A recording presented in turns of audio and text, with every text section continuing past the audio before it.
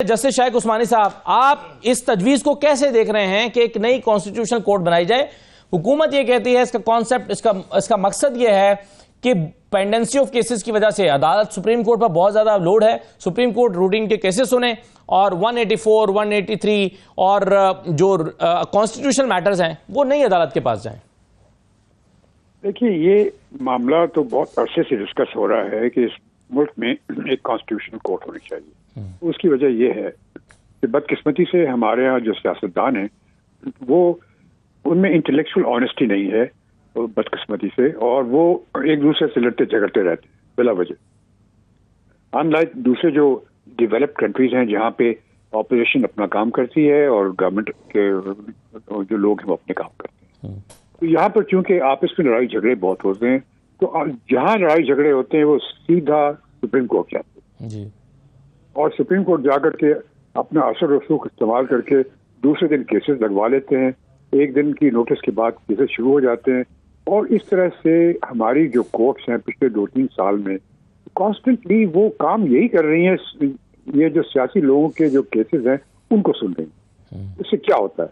अब देखिए कि हमारी अदालतों का जो कॉन्सेप्ट है कोर्ट्स का, वो ये था कि लोग आपस में लड़ने झगड़ने के बजाय, एक दूसरे को कत्ल गारत करने के बजाय वो जज के सामने जाएं, अपने केसेस बयान करें, अपने डिस्प्यूट्स बयान करें, कमर्शियल डिस्प्यूट्स, प्रॉपर्टी डिस्प्यूट्स, दूसरे डिस्प्यूट्स, फैमिली डिस्प्यूट्स, और उनका फैसला लें। वो होता नहीं। हमारे यहाँ केसेस 20-20 साल तक चलते हैं, कमर्शियल डिस्प्यूट्स तो 25-25 साल तक चलते हैं जी। और इस वजह से आप देखते हैं कि पाकिस्तान में कोई जो बड़ी कंपनी है वो इन्वेस्ट नहीं करना चाहती, क्योंकि वो कहती है अगर कोई डिस्प्यूट हो जाए हमारा किसी से तो 25 साल के लिए हम गए। तो ये सब चीजें इनकी वजह से जरूरी था कि कुछ ऐसा एक इंतजाम किया। तो सर, इसका एक हल तो ये भी हो सकता था और ये ज़ेर गौर भी रहा है कि इसी सुप्रीम कोर्ट के जजेस की तादाद को बढ़ा दिया जाए, यानी 7 जजेस पर मुश्तमिल अगर एक नई कोर्ट कायम की जा रही है तो 7 जजेस की तादाद यहीं पर बढ़ा दी जाए, फिर भी तो मसला हल हो सकता है। नहीं हो सकता, क्योंकि जब तक कि आप अगर कमर्शियल कोर्ट्स को अलग नहीं करेंगे, जो नॉर्मल कोर्ट्स होती हैं उनको, और ये जो सियासी केसेस हैं उनको अलग नहीं करेंगे, क्योंकि हमारे मुल्क का प्रॉब्लम है और दूसरी दुनिया के मुल्कों में ऐसा प्रॉब्लम नहीं है। आप देखिए, इंग्लैंड में मेरे ख्याल में पिछले 2 साल में मैंने एक कॉन्स्टिट्यूशनल केस देखा और कोई नहीं। अमेरिका में कभी भी नहीं होते, लेकिन हमारे यहाँ हर दूसरे दिन कोई ना कोई एक सियासतदान पहुंच जाता है कोर्ट में। तो ये चीजें जो है, इसको रोकने के लिए जरूरी है कि एक अलग अदारा बना जाए जो इन चीजों को देखता रहे, जब तक कि हम में मैच्योरिटी ना आ जाए, जब तक कि हमारी सियासी मैच्योरिटी ना आ जाए। बिल्कुल ठीक है, बिल्कुल सही है सर। अब इसमें रियासत आज़ाद साहब, ये इंटेंशन तो बड़ी अच्छी लगती है कि पेंडेंसी ऑफ केसेस है, 20-25 साल से केसेस लटके हुए हैं, तो ये जो सारा कंज्यूम कर लेती है कोर्ट का टाइम, ये वाले केसेस जो हैं कॉन्स्टिट्यूशनल केसेस, ये एक अलग अदालत को दी जाए। मसला इसमें क्या है? देखिए, जहां तक आपने 20-25 साल का जिक्र किया, तो ये जब तहसील या डिस्ट्रिक्ट कोर्ट से, सिविल कोर्ट से मामला शुरू होता है, ये तब से काउंट हो रहा है, तब से ये काउंट होता है। सुप्रीम कोर्ट के अंदर ये 20 से 25 साल वाली बात जो है ना, मैं समझता हूँ कि ऐसी बात नहीं है। हाँ, ओवरबर्डन जरूर है। अभी उन्होंने एडहॉक जजेस लगाए थे, इसी ग्राउंड पे लगाए थे कि पेंडेंसी ज्यादा है। आपने एडहॉक जजेस लगाए, 57,000 केसेस थे, आप 60,000 हो गए। ठीक है, तो बात यह है कि अगर आप कॉन्स्टिट्यूशनल काम जो है उसके लिए, मेरी जाती राय ये है, मेरे से इख्तलाफ किया जा सकता है कि जैसे आप फेडरल शरीयत कोर्ट के फैसले के खिलाफ आप एपलेंट शरीयत बेंच आपने सुप्रीम कोर्ट में रखा कि उसको डेजिग्नेट कर दिया जाता है कि ये केसेस सुनेंगे, तो ऐसा एक बेंच सुप्रीम कोर्ट में बनाया जा सकता है। अगर आप एक नई कॉन्स्टिट्यूशनल कोर्ट बना के, जिसको आप सुप्रीम कोर्ट ऑफ पाकिस्तान जो एग्जिस्टिंग है उसको, तो आप फिर एक सिविल कोर्ट का दर्जा उनका रह जाएगा कि वो सिर्फ ये मार धाड़, कोई बकरी चोरी के केसेस सुनेंगे, फैमिली मैटर सुनेंगे। इसके अलावा इंपॉर्टेंट मैटर होते हैं, सुप्रीम कोर्ट के पास तो आया वो हर, मतलब मेरी जिंदगी का फैसला अगर सुप्रीम कोर्ट के पास चला गया है तो सर वो मेरे लिए तो इंपॉर्टेंट है ना। बिल्कुल ठीक, उसकी अपनी इंपॉर्टेंस है, लेकिन आप उस सुप्रीम कोर्ट को एक और कोर्ट बना के उसका सबऑर्डिनेट बनाना चाह रहे, 189 को अमेंड करके उस जजमेंट की जो कॉन्स्टिट्यूशनल कोर्ट बना रहे हैं उसकी जजमेंट आप कह रहे हैं कि बाइंडिंग होगी, इसकी नहीं होगी, फिर उसकी जो तैनाती होगी वो एग्जीक्यूटिव करेगी। कॉन्स्टिट्यूशन के अंदर ये बता बता दिया गया है कि ट्राइकॉटमी ऑफ पावर, फिर अल जिहाद trust versus federation of Pakistan supreme court की जजमेंट के अंदर ये होल्ड कर दिया गया, सेपरेशन ऑफ जुडिशरी की बात कर दी, एग्जीक्यूटिव को इंतजामिया से आपने अलग कर दिया। 77 साल हो गए हमने इस मुसीबत से जान छुड़वाई, 77 साल बाद आज फिर से अगर उस कॉन्स्टिट्यूशन हाई कोर्ट के जजेस की तैनाती फिर इंतजामिया और वजीर आजम ने करनी, तो इंडिपेंडेंस ऑफ जुडिशरी कहां है?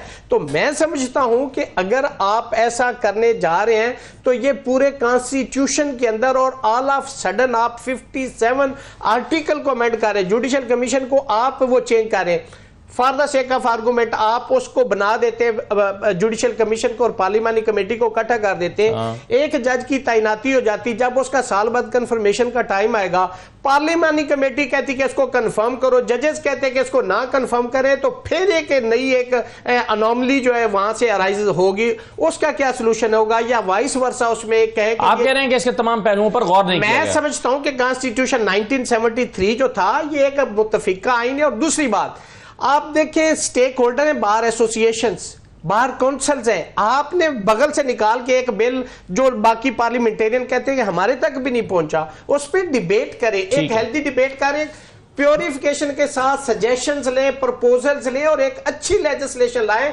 और विद बोनाफाइडी लाएं for the welfare of the institution, for welfare of the nation, for welfare of this country. अगर करते तो हम भी उसको सपोर्ट करेंगे।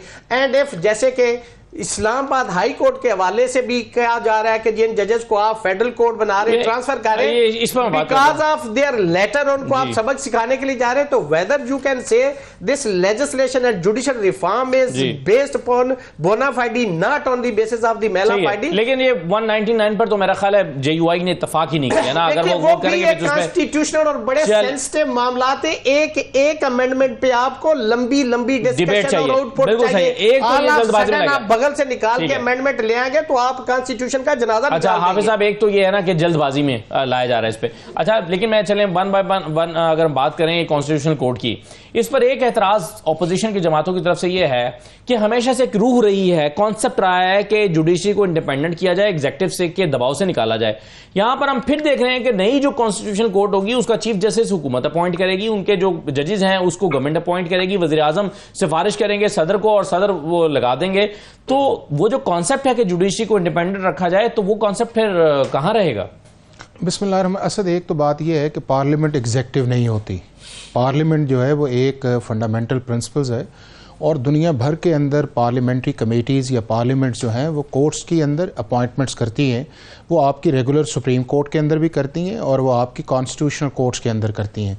दुनिया भर के अंदर है जो कॉन्स्टिट्यूशनल कोर्ट्स बनी हुई हैं रेगुलर सुप्रीम कोर्ट के अलावा, वो डेवलप कंट्रीज़ के अंदर भी हैं, डेवलपिंग कंट्रीज़ के अंदर भी हैं। वो आपको जर्मनी में मिलेगी, ऑस्ट्रिया में मिलेगी, स्पेन में मिलेगी, आपको साउथ अफ्रीका के अंदर भी, इस तरह बहुत सारे ममालिक के अंदर है कि लोगों ने अपनी गिवन स्कीम के अंदर जो है वहाँ के ऊपर जहाँ पे रेगुलर केसेस हैं उनका एक अलहदा प्रोसेस रखा हुआ है, और जहाँ के ऊपर आपके इंट्रा गवर्नमेंट्स या उसके बाद आपके कॉन्स्टिट्यूशनल मैटर्स है उनका अलहदा रखा हुआ है। लेकिन जिन मुल्कों की आप मिसालें दे रहे हैं उनका पाकिस्तान से मवाजना करना बड़ा मुश्किल नहीं, मुझे ये बताएं, क्योंकि वहां पर सियासी असर रसूख इस तरह से नहीं होता। वहां पर कोई अखलाकियात होती हैं, एक प्राइम मिनिस्टर को जो है ना आज आप देखें ना कि नहीं, मुझे ये बताएं अपने कपड़ों के डिक्लेयर ना करने पर मुझे ये बताएं, आप किसी दुनिया की सुप्रीम कोर्ट के पास इख्तियार है कि किसी प्राइम मिनिस्टर को फारिग कर दे?